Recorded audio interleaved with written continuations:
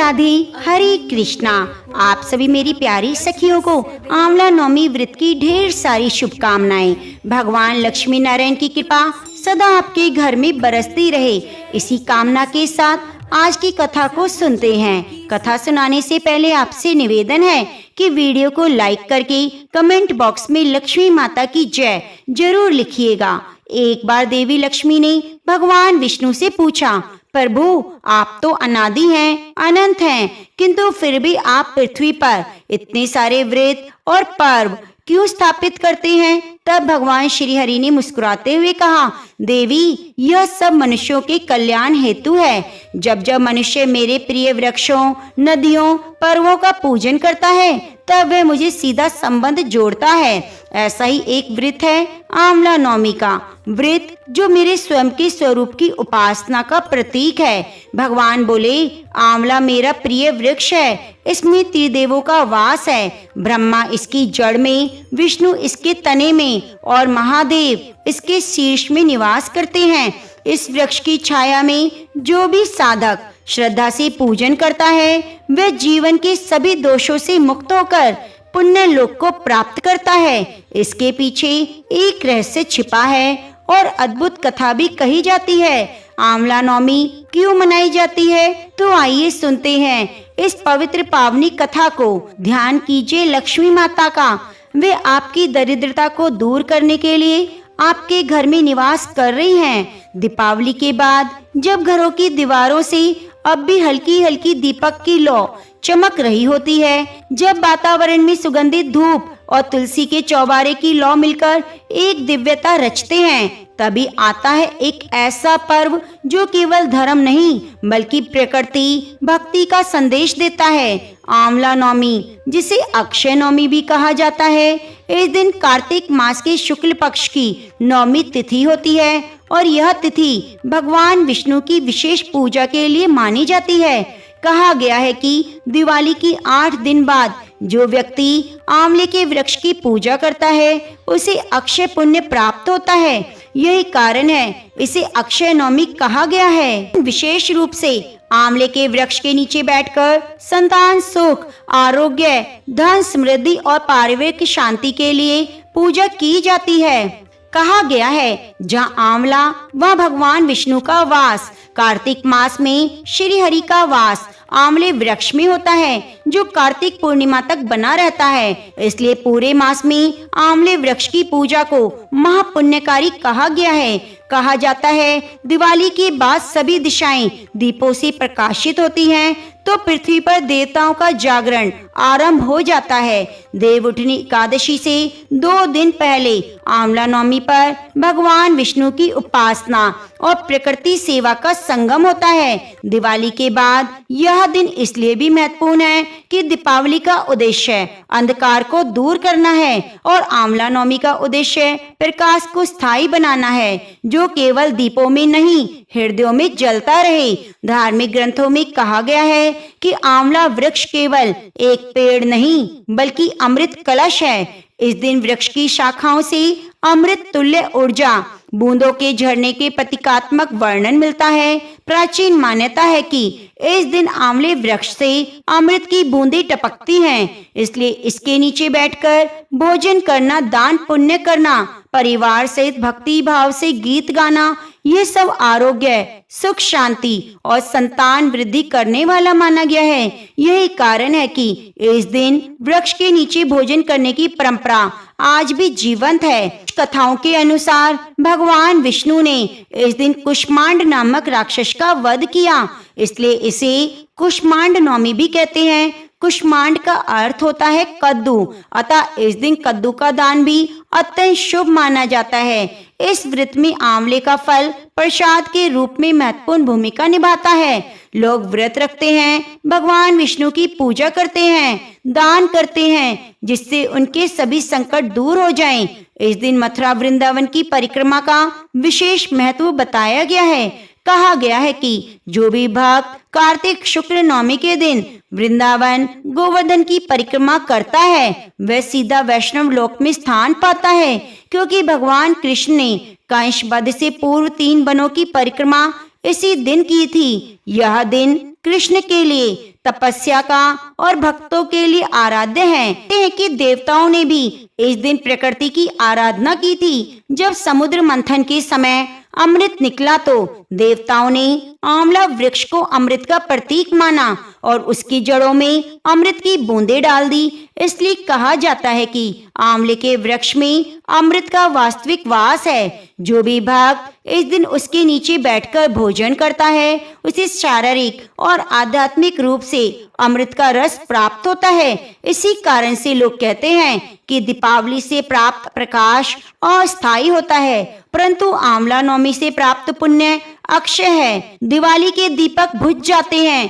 पर आंवले की हरियाली साल भर प्रकृति में प्राण भरती है। प्रिय भक्तजनों, कार्तिक मास के शुक्ल पक्ष की नवमी तिथि को आंवला नवमी का पूजन आंवला पूजन कहा जाता है। इस दिन आंवले के वृक्ष की पूजा करने से सहस्त्र गोदान, गंगा स्नान का यज्ञ फल प्राप्त होता है। इस व्रत से पाप नष्ट हो जाते हैं। भगवान विष्णु ने कहा, आंवला वृक्ष में ब्रह्मा, विष्णु, महेश तीनों का निवास है। इनकी पूजा करने वाला भक्त त्रिलोक के देवताओं का पूजन करता है। यह सुनकर माता लक्ष्मी प्रसन्न हुई और बोली, प्रभु यह व्रत तो सचमुच कल्याणकारी है। भक्तों, तभी से आंवला नवमी के दिन भगवान विष्णु और माता लक्ष्मी की पूजा का यह शुभ पर्व मनाए जाने लगा।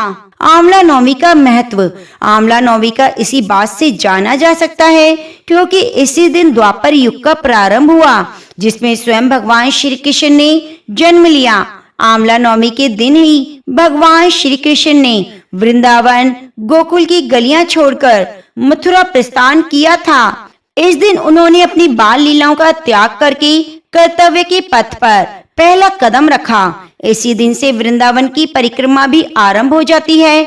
आंवला नवमी का व्रत संतान और पारिवारिक सुखों की प्राप्ति के लिए किया जाता है। यह व्रत पति पत्नी साथ में रखें तो इसका फल 2 गुना हो जाता है। आंवला नवमी के दिन स्नान आदि करके किसी आंवले वृक्ष के समीप जाएं, उसके आसपास साफ सफाई करें, आंवले के वृक्ष की जड़ में जल अर्पित करें, फिर जड़ में थोड़ा कच्चा दूध अर्पित करें। पूजन सामग्रियों से वृक्ष की पूजा करें। तने पर कच्चा सूत मौली 8 परिक्रमा करते हुए लपेटें। कुछ जगह 108 परिक्रमा भी की जाती है। इसके बाद परिवार की सुख समृद्धि की कामना करें। आंवले को वेद पुराणों में अत्यंत उपयोगी और पूजनीय कहा गया है। आंवले का संबंध कनकधारा स्तोत्र से भी है।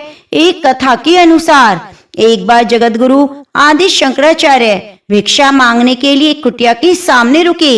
वहाँ एक बूढ़ी औरत रहती थी जो अत्यंत गरीब और दयनीय स्थिति में थी। शंकराचार्य की आवाज सुनकर वह बूढ़ी औरत बाहर आई। उसके हाथ में एक सूखा आंवला था। वह बोली, महात्मन, मेरे पास इस सूखे आंवले के सिवाय कुछ नहीं जो आपको भिक्षा में दूं। शंकराचार्य को उसकी स्थिति पर दया आ गई। उन्होंने उसी समय उसकी मदद करने का प्रण लिया। उन्होंने अपनी आंखें बंद की और मंत्र उच्चार किए और 22 श्लोक बोले। यह 22 श्लोक कनकधारा के थे। माँ लक्ष्मी ने दिव्य दर्शन दिए और कहा, शंकराचार्य, इस औरत ने पूर्व जन्म में कोई भी दान पुण्य नहीं किया। यह अत्यंत कंजूस थी और मजबूरी वश कभी किसी को कुछ देना ही पड़ जाए तो बुरे मन से दान करती। इसलिए इस जन्म में इसकी यह हालत हुई है। यह अपने कर्म का फल भोग रही है, इसलिए मैं इसकी कोई सहायता नहीं कर सकती। शंकराचार्य ने देवी लक्ष्मी की बात सुनकर कहा, महालक्ष्मी, इसने पूर्व जन्म में अवश्य दान धर्म नहीं किया, लेकिन इस जन्म में इसने पूर्ण श्रद्धा से मुझे यह सूखा आंवला भेंट किया है। इससे घर में कुछ नहीं होते हुए भी इसने मुझे सौंप दिया। इस समय इसके पास यही सबसे बड़ी पूंजी है। क्या इतना भेंट पर्याप्त नहीं? शंकराचार्य की इस बात से देवी लक्ष्मी प्रसन्न हुई और उसी समय उन्होंने गरीब महिला की कुटिया में स्वर्ण के आंवलों की वर्षा कर दी। कहते हैं कि एक बार माता लक्ष्मी को सूझा कि मैं भगवान विष्णु और भगवान शंकर की एक साथ पूजा करूं और उन्हें भोजन अर्पित करूं, लेकिन भगवान विष्णु को तो तुलसी अति प्रिय है और भगवान शंकर को बेलपत्री तो एक साथ पूजा कैसे की जाए। तब माता लक्ष्मी ने ध्यान किया कि आंवले के वृक्ष में भगवान विष्णु और भगवान शंकर का वास है। तो उन्होंने आंवला नवमी के दिन ही आंवले के वृक्ष के नीचे बैठकर भोजन बनाया और भगवान शंकर और विष्णु की पूजा एक साथ की और उन्हें भोजन अर्पित किया। तो इसीलिए उसी दिन से आंवले के वृक्ष के नीचे भोजन खाने की परंपरा चल पड़ी। तब आइए सुनते हैं आंवला नवमी के दिन सुनी जाने वाली आंवलिया राजा की कथा। एक राजा था, उसका प्रण था कि वह रोज 1.25 मन आंवले दान करके ही खाना खाता। इससे उसका नाम आंवलिया राजा पड़ गया। एक दिन उसके बेटे बहू ने सोचा, राजा इतने सारे आंवले रोज दान करता है, इस प्रकार तो एक दिन सारा खजाना खाली हो जाएगा। इसलिए बेटे ने राजा से कहा कि उसे इस तरह दान करना बंद कर देना चाहिए। बेटे की बात सुनकर राजा को बहुत दुख हुआ और राजा रानी महल छोड़कर बियाबान जंगल में बैठ गए। राजा रानी आंवला दान नहीं कर पाए और प्रण के कारण कुछ खाया भी नहीं। जब भूखे प्यासे 7 दिन हो गए, तब भगवान ने सोचा, यदि मैंने इसका प्रण नहीं रखा, तो इसका सत्य नहीं रखा, तो विश्वास चला जाएगा। इसलिए भगवान ने जंगल में ही महल, राज्य, बाग बगीचे सब बनवा दिए और ढेरी आंवले के पेड़ लगा दिए। सुबह राजा रानी उठे तो देखा जंगल में उनके राज्य से भी दुगना राज्य बसा है। राजा रानी से कहने लगे, रानी देख, सत मत छोड़े, सूरमा सत छोड़िया पत जाए, सत की छोड़ी लक्ष्मी फिर मिलेगी आए। आओ नहा धोकर आंवला दान करें, भोजन करें। राजा रानी ने आंवला दान करके खाया और खुशी खुशी जंगल में रहने लगे। उधर आंवला देवता का अपमान करने से और माता पिता से बुरा व्यवहार करने के कारण भाऊ बेटे के बुरे दिन आ गए। राज्य दुश्मनों ने छीन लिया, दाने दाने की मोहताज हो गए। काम ढूंढते हुए पिताजी के राज्य में आ पहुँचे। उनकी हालत इतनी बिगड़ी हुई थी, अजी ने उन्हें बिना पहचाने ही काम पर रख लिया। बेटे बहू सोच भी नहीं सकते थे कि उनके माता पिता इतने बड़े राज्य के मालिक हो सकते हैं। सो उन्होंने भी माता पिता को नहीं पहचाना। एक दिन बहू ने सास के बाल गूंथते हुए उनकी पीठ पर मस्सा देखा। उसे ये सोचकर रोना आने लगा कि ऐसा मस्सा मेरी सास के भी था। हमने यह सोचकर उन्हें आंवला दान करने से रोका कि हमारा धन नष्ट हो जाएगा। आज वे लोग न जाने कहाँ होंगे। यह सोचकर बहू को रोना आने लगा। आंसू टपककर सास की पीठ पर गिरने लगे। रानी ने तुरंत पलटकर देखा और पूछा, तू क्यों रो रही है? उसने बताया, आपकी पीठ पर जैसा मस्सा है वैसा मस्सा मेरी सास की पीठ पर भी था। हमने उन्हें आंवले दान करने से मना कर दिया, इसलिए वे घर छोड़कर कहीं चले गए। तब रानी ने उन्हें पहचान लिया, मगर सारा हाल पूछा और अपना हाल बताया। बेटे बहू को समझाया, दान करने से धन में कभी कमी नहीं होती बल्कि बढ़ता है। बहू बेटे सुख से राजा रानी के साथ रहने लगे। हे भगवान, जैसे राजा रानी का सत रखा वैसे सबका रखना। कहानी कहते सुनते सारे परिवार का रखना। तो प्रेम से बोलो, आंवलिया राजा की जय, लक्ष्मी नारायण भगवान की जय। एक अन्य कथा के अनुसार बहुत समय पहले एक सेठ था। वह हर साल आंवला नवमी के दिन ब्राह्मणों को आंवले के पेड़ के नीचे बिठाकर भोजन कराता, इसके साथ ही सोना चांदी भेंट करता। लेकिन यह सब चीजें सेठ के बेटों को बिल्कुल अच्छी ना लगती। ऐसे में वह अपने पिता से खूब झगड़ता। इन सब चीजों से तंग आकर सेठ ने घर छोड़ दिया और दूसरी गांव में जाकर बसा दिया। इसके साथ ही जीवन यापन के लिए छोटी दुकान खोल ली। इसके साथ ही उस दुकान के आगे एक आंवले का पेड़ लगा दिया। भगवान की कृपा इतनी हुई कि दुकान खूब चलने लगी। इसके साथ ही उसने अपने नियम को ना तोड़ते हुए हर साल आंवला नवमी के दिन विधिवत पूजा करके ब्राह्मणों को भोजन कराया, दान दक्षिणा दी। वहीं दूसरी ओर सेठ के पुत्रों का व्यापार ठप हो गया। ऐसे में सेठ के बेटों को समझ आने लगा कि वो अपने पिता के भाग्य से ही खाते थे। अपनी गलती समझकर वे अपने पिता के पास गए और अपनी गलती की माफी मांगने लगे। फिर पिता के कहने पर उन्होंने भी आंवले के पेड़ की पूजा शुरू कर दी, दान करने लगे। इसके प्रभाव से सेठ के बेटों के घर पहले की तरह खुशहाली आ गई और सुख समृद्धि के साथ रहने लगे। काशी नगर में एक निसंतान धर्मात्मा वैश्य रहता था। एक दिन वैश्य की पत्नी से एक पड़ोसन बोली, यदि तुम किसी पराये लड़के की बलि भैरव के नाम से चढ़ा दो तो तुम्हें भी पुत्र प्राप्त होगा।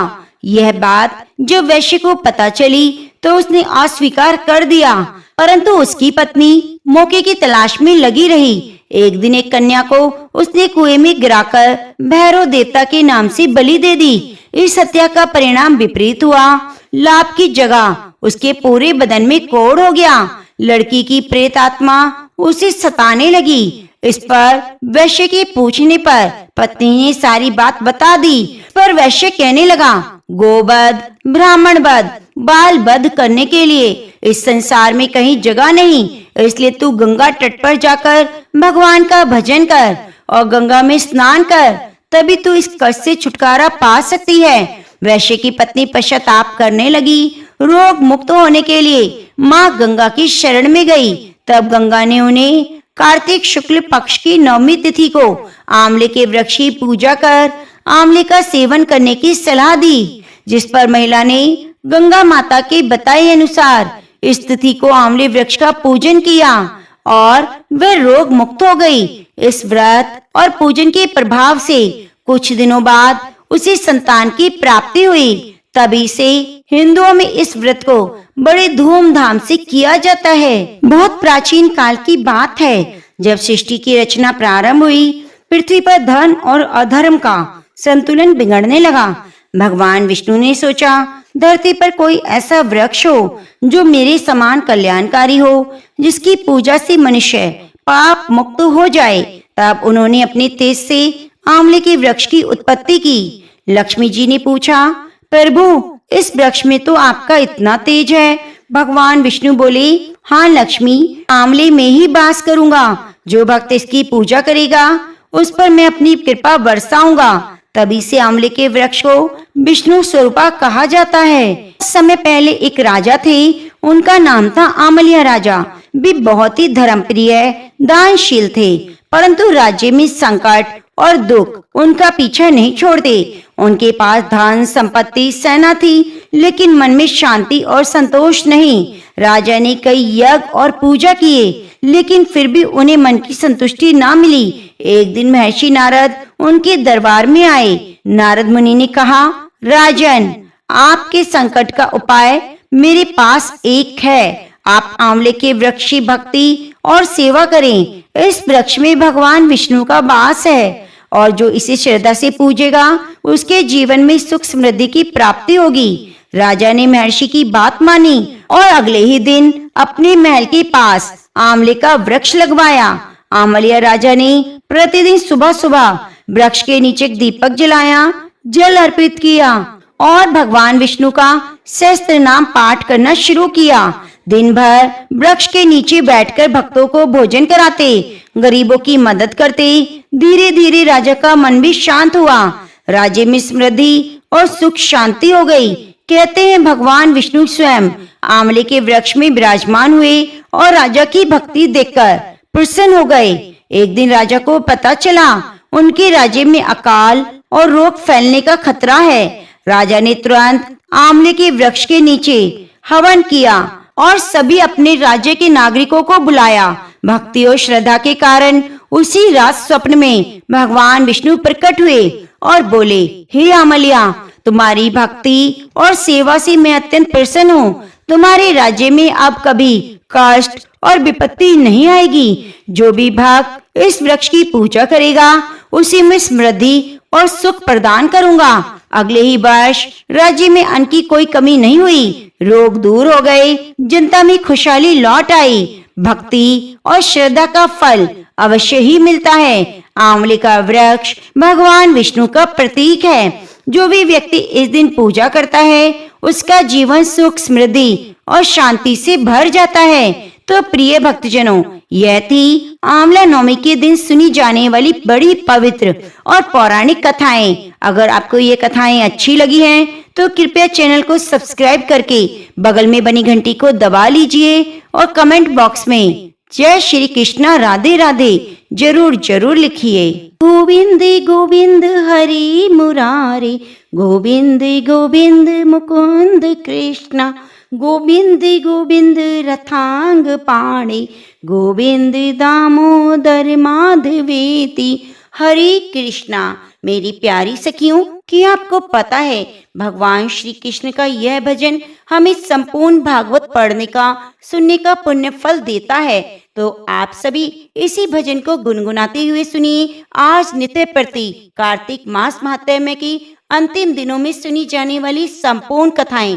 5 रतन पंच तीरथ पंच भीकम नहाई, आधे का लाई आंवला आधे की राई, राई दामोदर सांवला जिसने सृष्टि रचाई, राजा के घर उतरी पुत्री बन आई, राजा लाया ब्याह के रानी बन आई, 4 चक्कर 4 मक्कर 4 दिए की लौ। मैं तुमसे पूछूं श्री कृष्ण जी, मेरा निस्तारा कब होए? जब आएगा कार्तिक का महीना तब निस्तारा होए। एक साहूकार की बेटी की बहू थी जो बहुत सुबह उठकर कार्तिक के महीने में रोजाना गंगा जी नहाने जाया करती, पराये पुरुष का मुंह नहीं देखती। एक राजा का लड़का था, जब भी रोजाना गंगा जी नहाने जाता सोचता, मैं इतनी सुबह नहाने आता हूँ तो भी मेरे से पहले कौन नहा लेता है। 5 दिन कार्तिक के रह गए। उस दिन साहूकार की बहू को नहाकर जा रही थी। राजा का बेटा आ रहा था। खुड़का सुनकर वह जल्दी जल्दी जाने लगी। उसकी माला मोजड़ी छूट गई। राजा आया। उसने सोचा, जब माला मोजड़ी इतनी सुंदर है तो पहनने वाली कितनी सुंदर होगी। सारी नगरी में राजा ने ढिंडोरा पिटवा दिया कि जिसकी माला मोचड़ी है वह मेरे पास 5 दिन आएगी, तब मैं माला मोचड़ी दूंगा। साहूकार की बेटी की बहू ने कहलवा दिया, मैं 5 दिन आऊंगी और किसी को साख भरने के लिए बिठा दियो। राजा ने गंगा जी पर बिछावन करके एक तोते को पिंजरे में टांग कर रख दिया। वह सुबह आई, पहली पैड़ी पर पैर रखा। वह बोली, हे कार्तिक के ठाकुर जी, राई दामोदर, 5 पांडु, छठो नारायण, भीष्म राजा, उस पापी को नींद आ जाए। मैं सत की हूँ तो मेरा सत रखना। राजा को नींद आ गई। वह नहा धोकर जाने लगी तो तोते से बोली, सुआ सुआ सुपटा गले हार रखियो मेरो बीरा। सुआ बोला, कोई वीरा भी साख भरता है क्या? तो वह बोली, सुआ सुआ सुपटा पग घालूंगी, नेवर साख भरियो मेरा देवर। सुआ ने कहा, अच्छा भाभी, मैं साख भरूंगा। वह तो कहकर चली गई। राजा हड़बड़ाकर उठा, सुआ से पूछा, सुआ सुआ वह आई थी, कैसी थी? सुआ बोला, आभा की सी बिजली, होली की सी झल, केला की सी कामनी, गुलाब का सा रंग। राजा ने सोचा, कल मैं अपनी उंगली में चीरा लगाकर बैठ जाऊंगा तो नींद नहीं आएगी। दूसरे दिन उंगली में चीरा लगाकर बैठ गया। वह आई, उसने वैसे ही प्रार्थना की कि बस उसको नींद आ जाए। उसने कहा, हे कार्तिक के ठाकुर, राई दामोदर, 5 पांडु, छठो नारायण, भीष्म राजा, उस पापी को नींद आ जाए। तो उसको नींद आ गई। नहाकर जाने लगी तो सुआ ने साख भर दी। राजा ने उठते ही फिर सुआ से पूछा। सुआ ने कल के जैसा ही जवाब दिया। उसने सोचा, कल तो मैं आंख में मिर्च डालकर बैठ जाऊंगा। तीसरे दिन आंख में मिर्च डालकर बैठ गया। सारी रात हाय हाय करके बिताई। अब वह आई तो साहूकार की बहू ने फिर से प्रार्थना की, हे ठाकुर जी, कार्तिक के, राई दामोदर, 5 पांडव, छठो नारायण, भीष्म राजा, उस पापी को नींद आ जाए। तो राजा को नींद आ गई। अब वह जब नहा धोकर जाने लगी तो सुआ से बोली, सुआ सुआ सुपटा पग घालूंगी, नेवर साख भरियो मेरा देवर। और उसने कहा, ठीक है भाभी, मैं साख भर दूंगा। अब राजा ने सोचा, कल तो मैं कांटों की सेज बिछाकर बैठूंगा।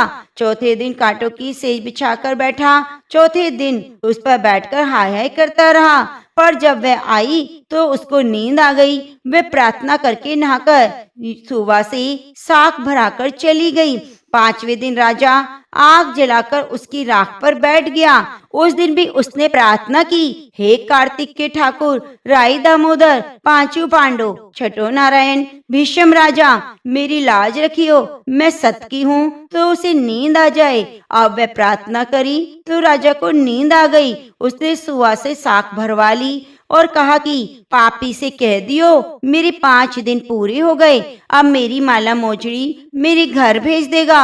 राजा ने उठते ही सुआ से पूछा, वह आई थी क्या? आई थी, अपनी माला मोजड़ी मंगाई है। थोड़े दिन बाद राजा के कोढ़ निकल आया, त्राही त्राही पुकारने लगा। ब्राह्मण को बुलाकर पूछा, सारे शरीर में जलन कैसे लगी है? ब्राह्मण बोला, यह कोई पतिव्रता स्त्री के पाप का घड़ा है जिससे लगी है। राजा ने पूछा, अब कैसे ठीक होगा? ब्राह्मण बोला, उसको तुम धर्म की बहन बनाओ, उसके नहाए हुए जल से नहाओगे तो तुम्हारा जलन कोढ़ ठीक हो जाएगा। राजा माला मोचड़ी लेकर उसके घर गया और साहूकार से बोला, तेरी बहू गंगा पर भूल गई थी, ये उसे दे देना और कह देना कि वह अपने नहाए हुए जल से मुझे नहला दे। साहूकार बोला, वह तो पराये पुरुष का मुंह भी नहीं देखती, तू नाली के नीचे बैठ जा, वह नहाएगी तो तेरे ऊपर पानी पड़ जाएगा। राजा नाली के नीचे बैठ गया, वह नहाया, जल गिरने से उसकी काया कंचन सी हो गई। हे पंच भिखु देवता, जिस साहूकार की बहू का सत रखा वैसा सबका रखियो, तो प्रेम से बोलो कार्तिक के ठाकुर की जय। कार्तिक मास की बूढ़ी माई और खिचड़ी की कटोरे की कहानी। एक बार की बात है, किसी गांव में एक बूढ़ी माई रहती। वे कार्तिक का व्रत किया करती। उसकी व्रत खोलने के समय श्री कृष्ण भगवान आते और एक कटोरा खिचड़ी का रखकर चले जाते। बुढ़िया के पड़ोस में एक औरत रहती थी। वह हर रोज यह देखकर ईर्ष्या करती कि इसका तो कोई नहीं, फिर भी इसे खाने के लिए खिचड़ी मिल जाती है। एक दिन कार्तिक महीने का स्नान करने के लिए वे बूढ़ी माई गंगा जी गई। पीछे से कृष्ण भगवान उसका खिचड़ी का कटोरा रखकर चले गए। तब बूढ़ी माई की पड़ोसन ने खिचड़ी का कटोरा खिड़की पर रख दिया। तब बूढ़ी माई की पड़ोसन ने जब वह खिचड़ी का कटोरा खिड़की पर रखा देखा और यह देखा बूढ़ी माई नहीं है, तब वह कटोरा उठाकर घर के पिछवाड़े में फेंक आई। इधर कार्तिक स्नान के बाद बूढ़ी माई घर पर वापस आई तो उन्हें खिचड़ी का कटोरा नहीं मिला। वे भूखी ही रह गई। वह बार बार एक ही बात कहती जाती, कहाँ गई मेरी खिचड़ी और कहाँ गया मेरा खिचड़ी का कटोरा।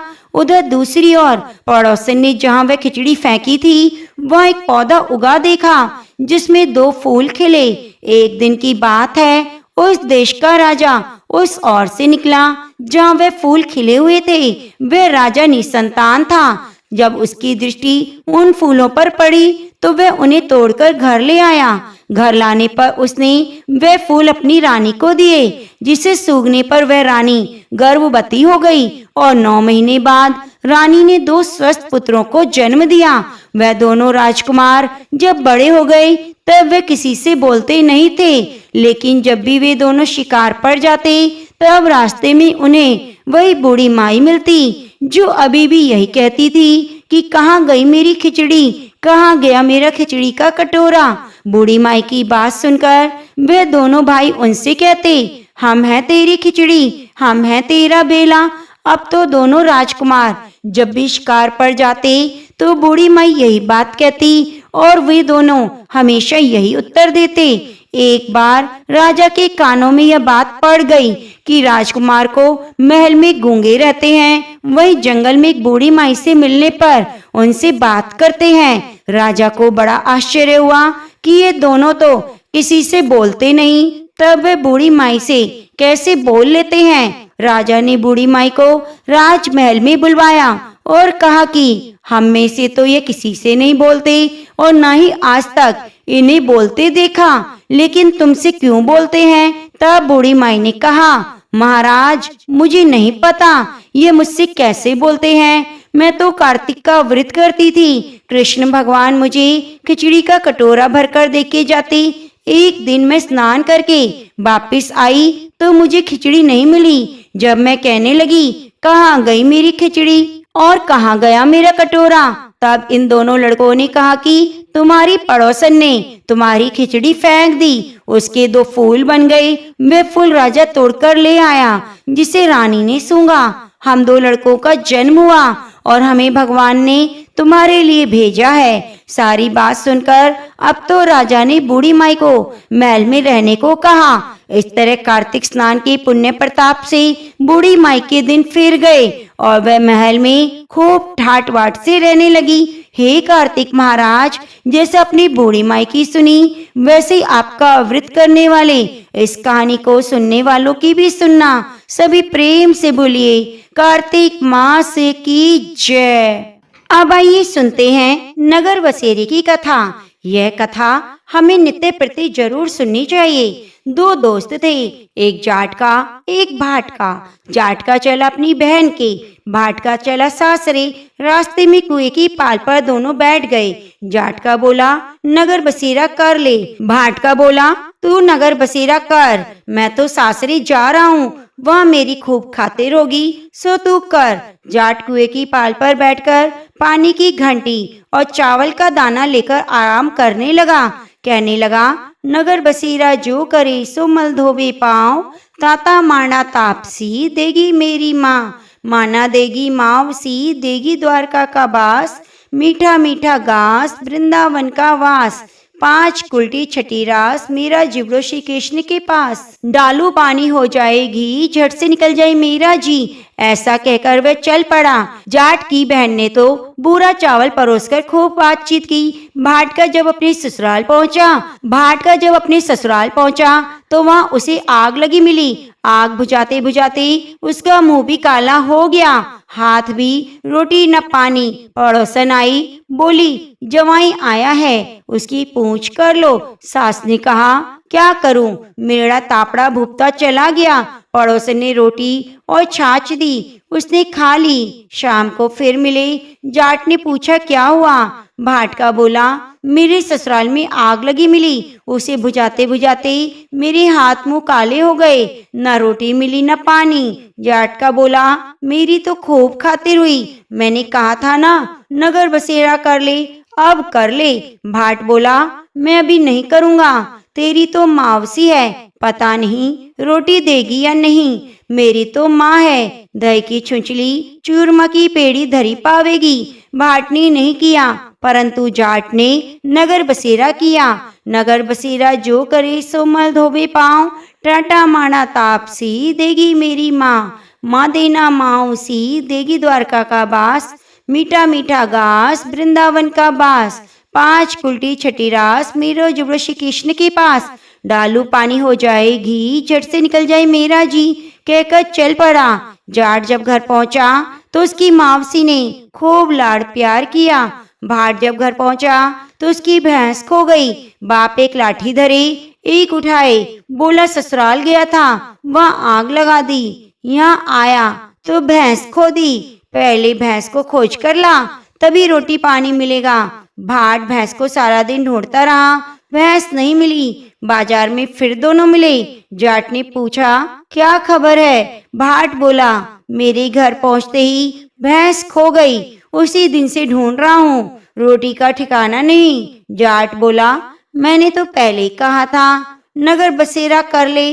भाट बोला तेरे नगर बसेरे में इतना गुण है तो अब कर लेते हैं। दोनों ने नगर बसेरा किया।